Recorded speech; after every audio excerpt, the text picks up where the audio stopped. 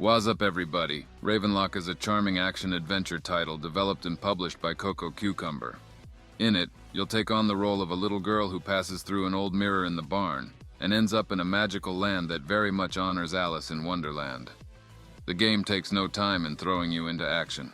As soon as your character arrives in the new land, she gets told that she's the prophesied Ravenlok, a heroine who is destined to free everyone from the grips of the tyrannical evil queen. Without a single moment of hesitation, the young girl springs into action and rises to the cause. But before she can go head-to-head with the queen, she'll first need to find 3 keys spread across the lands to open the lock on the castle's door. In total, there are 3 worlds that you have to explore: the Tea Party, the Clock Tower, and the Greenhouse. Each one has breathtaking backdrops, magical worlds, and collectibles to snag. Ravenlok is one of the most visually impressive titles I've played, as the developer did a wonderful job at creating stunning areas that I personally feel trumped anything seen in Alice in Wonderland. Aside from getting a lot of eye candy and collectibles through the 3 different main zones, you'll also come across a variety of quests. From helping the magical deer deal with the pests plaguing their home, to collecting random trinkets for a dragon blocking your way. The game does a good job. It keeps you entertained with tiny tasks. Unfortunately, it felt like the last bit, namely right after the labyrinth, everything was a bit quick.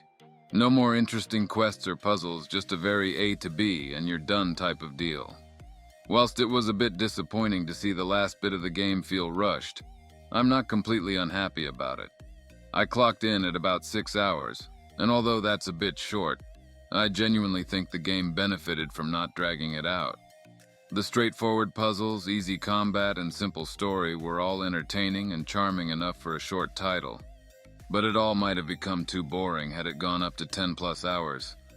I just wish the quests had been a bit more spread out throughout the zones, as I really wanted to spend some more time in some of the areas. As my wife likes to say, that's a good complaint to have.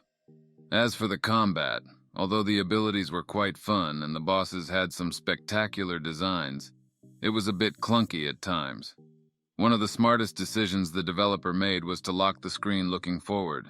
Although this doesn't let you enjoy a fully 3D world, it helps make what you can see the center of it all, and gives the developer more control of how everything looks. Whilst this is a bit uncomfortable during battle, I can only assume it was one of the reasons why the setting was so beautiful.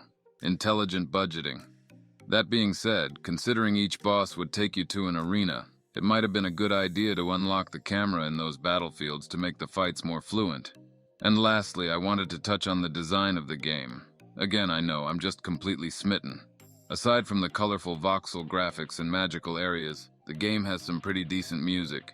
It's gloomy and dark with a touch of magic, much like what you might expect from a Tim Burton film. And while the sound effects were quite repetitive, to me, it personally didn't get in the way enough to disturb my experience. Ravenlok is a short and gorgeous title, and if you go in knowing it'll be easy and simple, I don't see why anyone should have a problem with it. Despite the lack of in-depth story, the characters were absolutely adorable, and the quests fun enough. I truly enjoyed my time with this charming new title.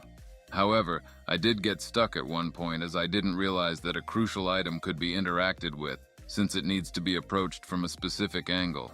On occasion, you'll need to cease pressing forward on a particular path until you've obtained the correct item. Ravenlok is broken into the aforementioned adventure segments as well as battles against hordes of foes and plenty of bosses. The bosses in Ravenlok are all quite easy, but the artistry with which they were constructed is honestly marvelous. Nobody does voxel art like Cococucumber. There is a bit more variety on occasion too, such as a simple force stealth section that strangely has you avoiding some enemies that you're then able to easy best mere moments later. But as a game, Ravenlok is simply highly enjoyable regardless of its simplicity and brevity. Its world is a real treat for the eyes, and it's certainly a calm and relaxing way to spend a few hours. It doesn't try to do anything out of the ordinary, but its presentation and constant momentum make up for that. It's well worth a trip to this wonderland if you're so inclined. Just expect shallow waters, not an ocean, for the overly high $24.99 ticket price. Thanks, bye.